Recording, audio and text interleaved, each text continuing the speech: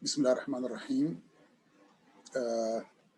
Kita akan melanjutkan pembicaraan kita atau pembahasan kita. Dan ini adalah episode yang ke-12. Dalam episode ini kita insya Allah akan melanjutkan tentang masyarakat Hadrami. Jadi di Indonesia itu masyarakat Hadrami kita dapat mengatakan bahwa ada dua bagian.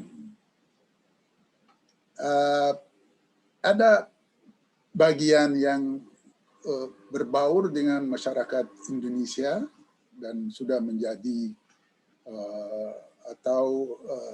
mereka itu memandang dirinya sebagai pribumi, sudah menyatu dengan masyarakat Indonesia pribumi. Tapi ada yang kedua, memandang dirinya sebagai etnis yang mempunyai watak tersendiri, yang mempunyai stratifikasi tersendiri, yaitu mereka memandang dirinya statusnya lebih tinggi dari pada orang Indonesia sendiri atau orang Hadrami yang non-Sada. Marilah kita melihat hal seperti itu bagaimana terjadi.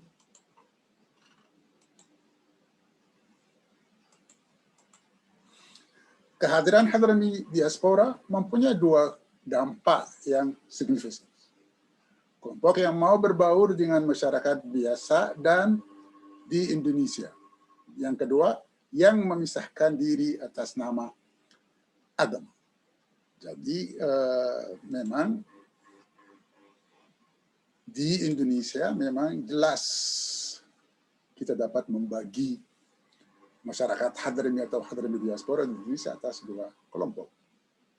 Kelompok yang memang merasa dirinya lebih unggul daripada yang lain, dan itu mungkin tercermin pada beberapa hal. Selain itu, sejarah kehadiran Hadrami di Indonesia dan di Asia Tenggara memang agak sulit untuk menjejaki sejarahnya karena minimnya dokumen-dokumen yang dapat dipertanggungjawabkan. Maka para peneliti itu mengambil metode kualitatif, bukan kuantitatif. Jadi untuk menyikapi sejarah kehadiran Hadrami di Indonesia, para peneliti itu mengambil metode kualitatif, yaitu mereka membagi kehadiran mereka di Indonesia sebelum jajahan dan sedang jajahan dan setelah jajahan, yaitu kemerdekaan Indonesia. Marilah kita melihat hal seperti itu bagaimana.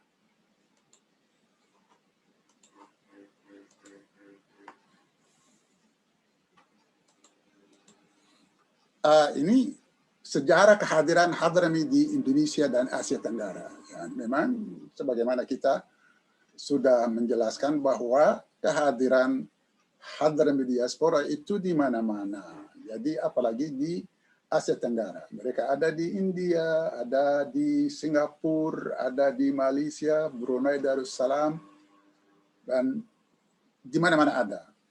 Jadi termasuk juga Afrika Timur. Karena minimnya catatan sejarah yang dapat digunakan sebagai landasan yang menggambarkan perantauan Hadrami secara kuantitatif, maka sebagian peneliti mengadopsi pandangan kualitatif dengan keadaan sebelum jajahan Belanda, waktu sedang kedudukan Belanda, dan setelah kedudukan Belanda. Namun ada peristiwa penting yang membantu mereka berhijrah dalam jumlah yang besar, yaitu bukan terusan Swiss.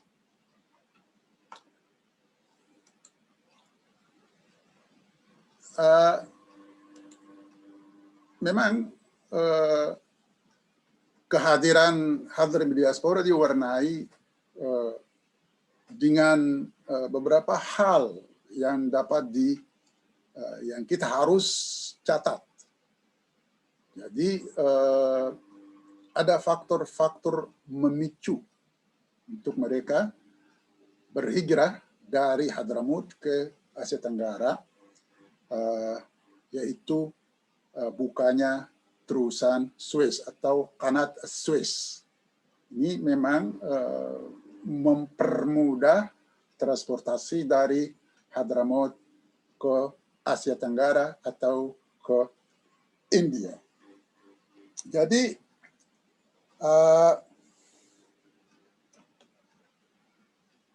pembukaan terusan Suez juga yang terjadi pada 1869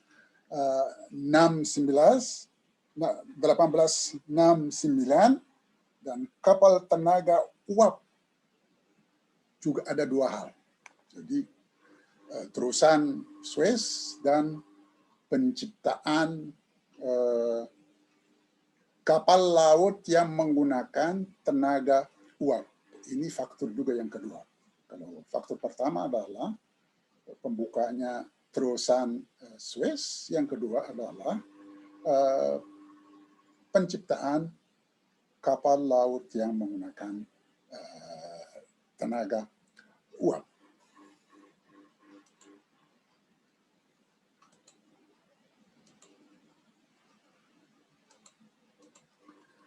The colonial period, starting around the 19th century, was marked by a rapid growth of the Hadrami diaspora in the Indonesian Malay world, particularly after the opening of the Suez Canal in 1869, and the introduction of steamboats that facilitated shipping in the Red Sea and the Indian Ocean. Ya, itu tadi kita sudah menyatakan bahwa ada dua faktor yang penting yang kita sebutkan tadi. Hadrami itu juga, masyarakat Hadrami memandang dirinya sebagai etnis yang berbeda.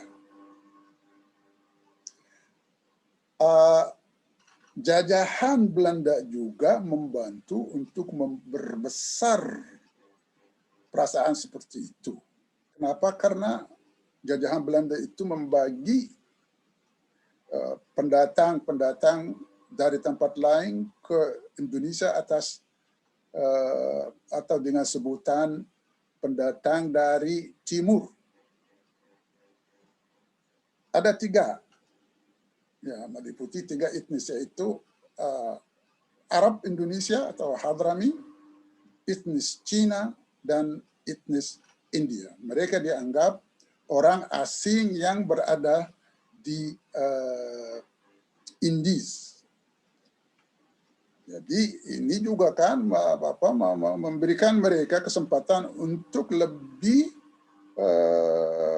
memegang ide bahwa mereka adalah etnis yang dapat berdiri sendiri dan bisa juga etnis yang mempunyai kedudukan khas, apalagi kalau dikaitkan dengan agama.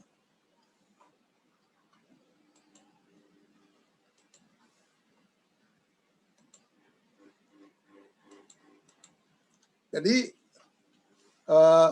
masyarakat kaum Hadrami di Indonesia melihat dirinya sebagai etnis yang berbeda karena keterkaitannya dengan negara asal, yaitu Hadramaut. Mereka tidak ingin melepaskan keterkaitan itu. Yang ikut membantu dengan pandangan mereka juga jajahan Belanda yang mengkategorikan mereka sebagai orang asing timur. Kategori ini juga melibatkan etnis Cina dan etnis India. Jadi Dutch colonial authorities in the region, and partly to boost the sense of separateness among the Hadramis by encouraging them to play an economic intermediary role between the Dutch colonial setup and the indigenous population, and making them captives of their social and cultural milieu. Mungkin juga ada faktor yang lain juga. Seperti tadi saya bilang, ada banyak hal yang mewarnai kehadiran masyarakat Hadrami di Indonesia. Jadi selain mereka dianggap sebagai orang asing, memang Belanda menganggap mereka sebagai orang asing yang berada di Indies. Jadi ada hal yang lain juga.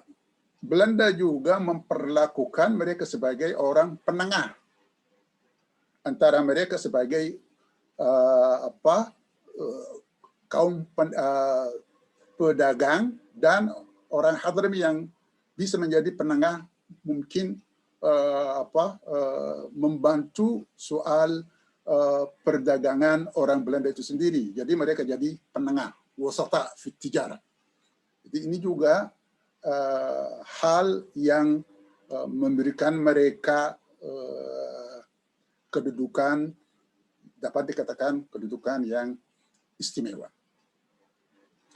Jadi hal yang lain juga pada masyarakat Hadrami, khususnya bagi mereka yang datang untuk pertama kali, mereka mempunyai ikatan spiritual, ruhani.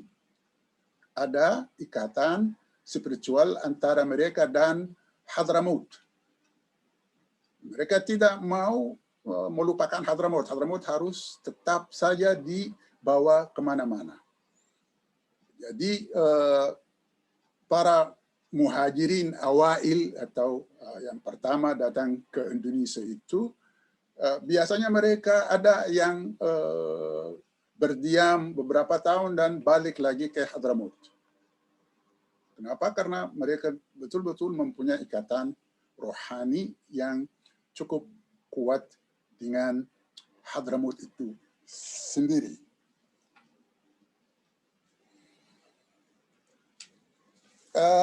Lalu tetap saja jajahan bertanggung jawab atas pemisahan masyarakat Hadrami dengan pribumi. Jadi Belanda juga sebenarnya dapat dikatakan memperburuk hubungan antara Hadrami diaspora dan masyarakat Indonesia pada umumnya. Sebelum Islam tersebar di Indonesia, kalau kita menyatakan bahwa orang Hadrami juga mempunyai peranan untuk menyebarkan Islam di Indonesia, sebelum kejajahan Belanda, kehadiran mereka di Indonesia sebenarnya tidak masalah. Tidak ada masalah. Mereka dianggap pedagang yang juga sekaligus menyebar agama Islam, dan dapat dikatakan hubungan antara masyarakat Hadrami dan masyarakat Indonesia berjalan lancar. Tapi karena jajahan Belanda yang memandang mereka sebagai etnis tersendiri, itu juga masyarakat Indonesia pada umumnya juga melihat mereka sebagai etnis tertentu. Jadi soal mereka menyebar Islam dengan sukarela itu sudah hilang. Jadi mereka memandang mereka datang ke Indonesia menyebar Islam dan juga mempunyai alasan yang lain atau alasan untuk berdagang. Jadi sudah ada faktor yang lain. Jadi dalam hal ini terjadi keretakan hubungan antara masyarakat Hadrami dan masyarakat Indonesia atau etnis-etnis Indonesia. Dalam hal ini ada orang nasionalis Indonesia. Orang nasionalis Indonesia juga memanfaatkan keretakan ini dan memandang mereka juga sebagai etnis tersendiri dan apalagi ada yang menyatakan bahwa Soekarno pada waktu itu juga melihat kepada mereka dan mengkaitkan mereka dan Islam sebagai hal yang buruk, terbelakang. Jadi Belanda memang mempunyai peranan yang cukup besar dalam keretakan hubungan antara pendatang Hadrami atau Hadrami diaspora dengan etnis di Indonesia itu sendiri, sehingga Bung Karno yang mengkaitkan segala hal yang buruk dengan Islam dengan mereka.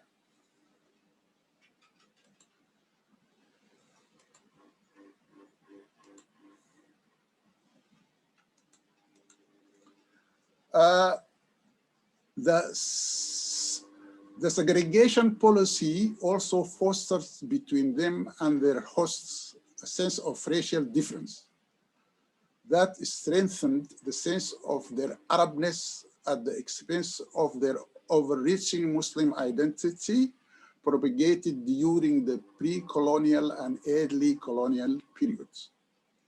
This identity shift was sustained by the rise of Indonesian nationalism and the racial attitude of some leading nationalist figures such as Soekarno, who coined the term Hadramautism to encapsulate everything he felt was backward and wrong with Islam in the Indies. Ya, memang ini jelas Belanda itu berpartisipasi pada keretakan yang kita tadi sebutkan dan membuat mereka juga merasa dirinya lebih Arab gitu, etnis Arab tersendiri.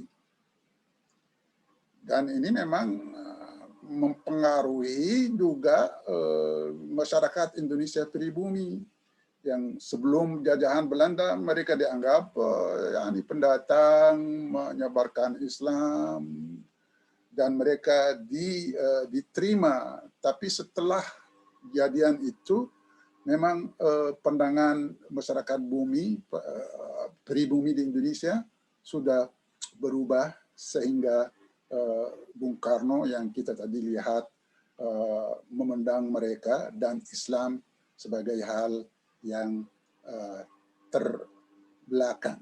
Ya, sudah ini jelas. Hadrami diaspora di Samudra India lebih baik jangan dianggap sebagai satu kelompok atau suatu etnis. Mereka juga berbeda-beda. Marilah kita lihat mereka berbeda-beda dalam segi apa.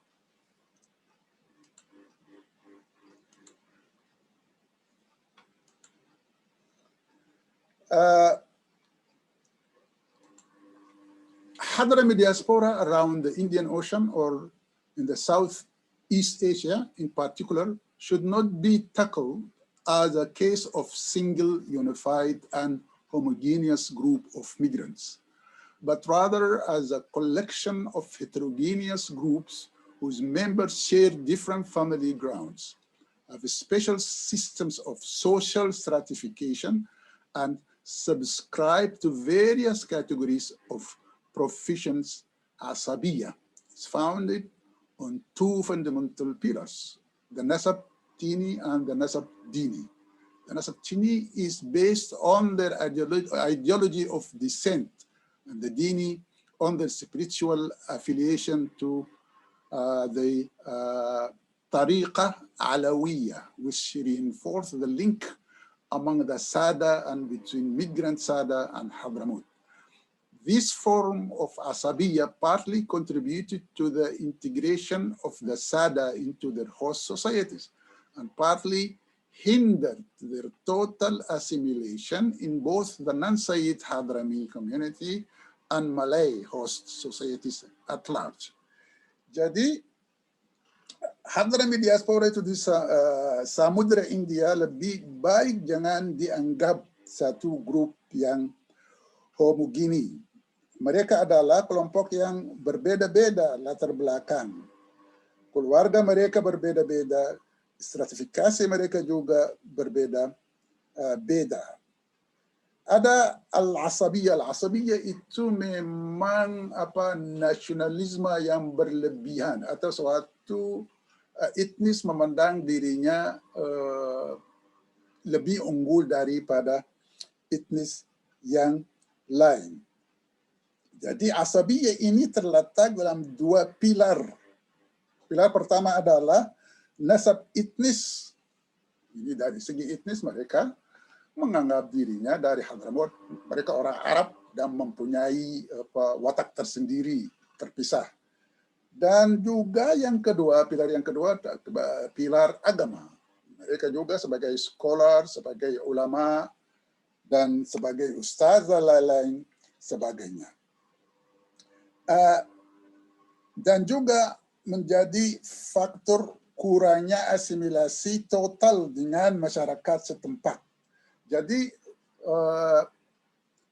Alawiyin atau Sada, kalau dapat dikatakan begitu, soal Sada itu juga sebenarnya menjadi faktor yang memisahkan atau jadi faktor keretakan juga. Jadi kalau orang menganggap dirinya Sada berarti dia lebih unggul. Berarti dia sudah membawa sertifikasi dari Hadramut ke Indonesia. Jadi orang Indonesia atau orang etnis Indonesia juga melihat pada mereka sebagai etnis terpisah dan etnis yang merasa dirinya lebih tinggi daripada mereka. Dan bukan hanya keretakan antara etnis Indonesia, akan tetapi antara kaum Sada dan yang non-Sada.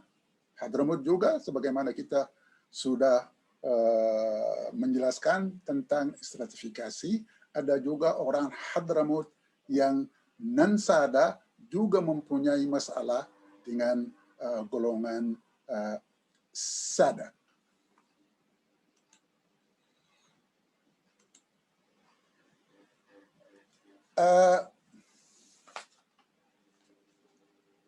Pandangan sekilas masyarakat Hadrami abad 19. Jadi kita akan melihat peneliti Barat itu melihat ke Hadramut pada abad 19 bagaimana.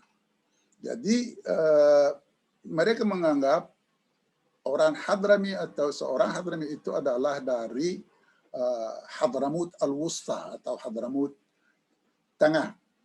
Tapi bagi orang Hadramut itu sendiri, sebutan seperti itu tidak pas karena di Hadramut itu sendiri ada stratifikasi.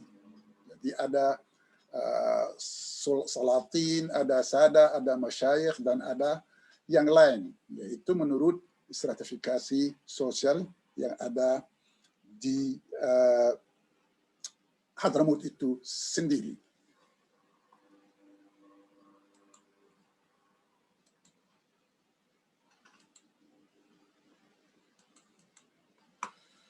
Jadi pandangan sekilas masyarakat Hadramut pada abad ke-19 menurut catatan peneliti Barat.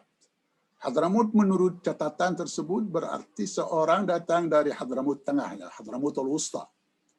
Akan tetapi tidak demikian bagi orang Hadrami yang berdomisili di sana.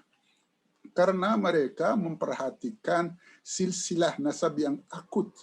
Mereka membagi stratifikasi masyarakatnya dengan cara yang kaku. Jika dapat dibagi, maka akan melibatkan para sultan dan syed sebagai strata teratas, dengan syed memandang dirinya sebagai strata yang paling atas karena klaim mereka sebagai keturunan Nabi.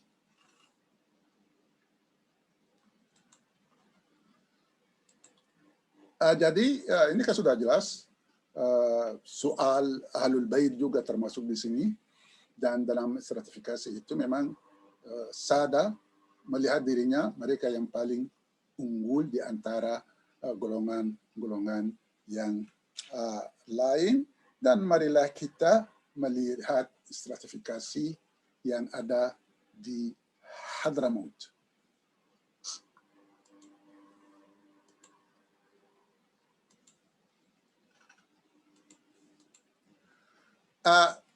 Stratifikasi berikutnya adalah, yaitu kalau kita sudah bilang ada yang teratas Salatin atau Sada, stratifikasi yang berikutnya adalah qabail, awal qabail, suku-suku. Berikutnya adalah masakin, orang miskin. Setelah itu ada pembagian atas profesi, seperti tujar itu pedagang, hirafiyun yang mempunyai profesi tertentu, dan dibagi lagi atas substrata seperti subyan, as-sibya, yaitu para pembantu, dan bagi yang mempunyai tanah untuk dibajak, yaitu harrafin awal harrafin. Strata ini yang termasuk golongan du'afa. Masyarakat Hadrami memberi mereka julukan sebagai fallahun atau al-muzari'un. Dan al-ummal yang terakhir adalah abid, tabakat al-abid, budak. Jadi ini sudah jelas sertifikasi yang sangat kaku sekali. Jadi dari strata atas, Sada, sampai ke abid. Abid itu budak. Anda bisa lihat sendiri bagaimana masyarakat Hadrami itu adalah dapat dikatakan masyarakat feudal atau feudalisme. Jadi alangkah jeleknya juga mungkin mereka membawa sebagian dari sertifikasi mereka itu dari Hadramaut ke Indonesia, dan ini juga menjadi hal yang mungkin backfire kalau dapat dikatakan begitu, karena di Indonesia itu sendiri mungkin masyarakat egalitarian. Jadi soal feudalisme yang kaku seperti itu kadang-kadang dapat dikatakan backfire. Sertifikasi diperkuat oleh hal yang lain, yaitu sistem pernikahan. Jadi di masyarakat Hadrami itu memang mempunyai sistem pernikahan yang kaku dan kuat, yaitu seorang non-sada tidak bisa menikah dengan seorang perempuan syarifah. Itu nggak bisa. Tapi orang dari golongan sada bisa, seenaknya bisa nikah dengan siapa saja. Tapi kalau yang non-sada nggak bisa, dan ini kan bisa berbau diskriminasi, dan ini juga menciptakan masalah yang sangat besar di Indonesia, yang kita nanti akan menceritakan tentangnya, yang ini akan melibatkan juga orang dari Sudan, melibatkan juga Rashid Ridha dengan mengeluarkan fatwa, dan hal ini yang memecah belah antara masyarakat Hadrami di Indonesia. Ini menjadi perkara besar, nanti kita akan menceritakan tentangnya lebih lanjut.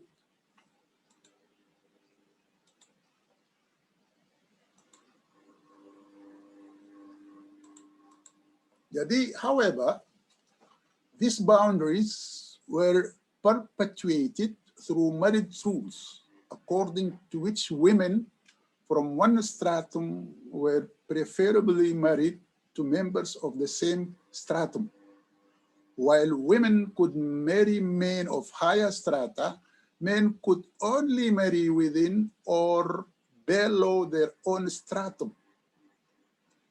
Ini jelas membuktikan bahwa status Sayyid memang akan menguntungkan diri beberapa segi selain politik dan ekonomi, dan dampak hal tersebut di Indonesia. Jadi ini yang sebagaimana saya katakan, ini sudah menjadi faktor pemicu perpecahan antara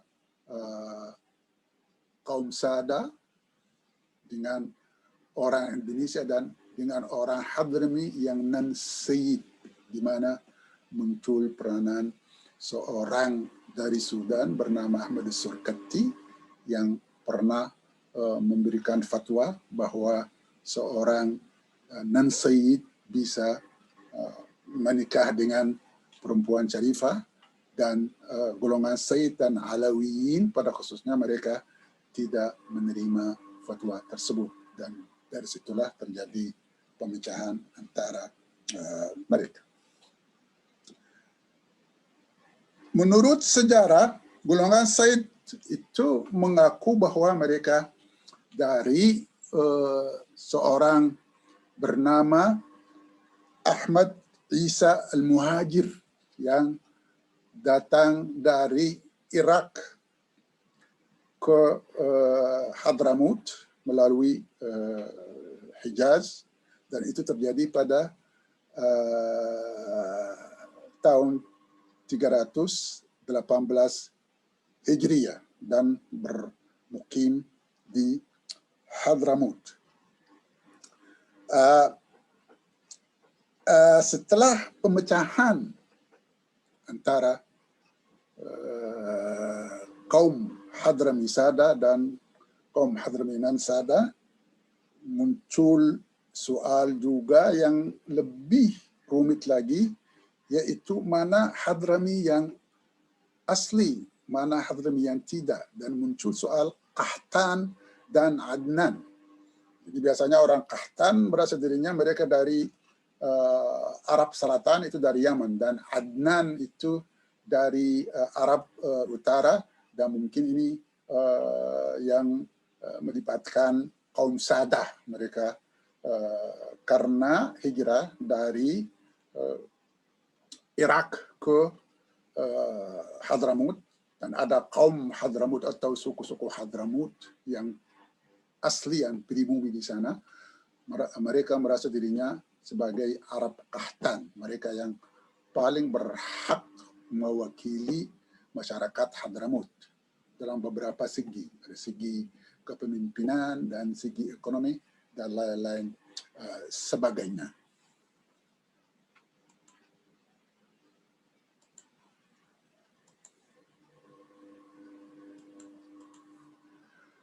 Closer to recorded history, the Sayyids trace their origin back to Ahmad ibn Isa al-Muhajir, who migrated with some of his relatives under retinue from Basra via the Hijaz and Yemen to Hadramaut about 3118 Hijriya.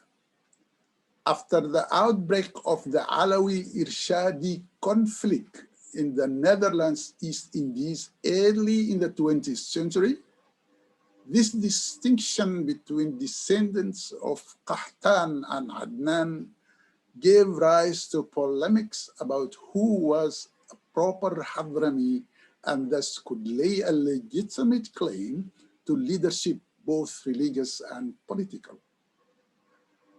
Kedatangan Al-Muhajir dari Irak ke Hadramut membawa konflik mana Hadrami yang asli, mana Hadrami yang pendatang.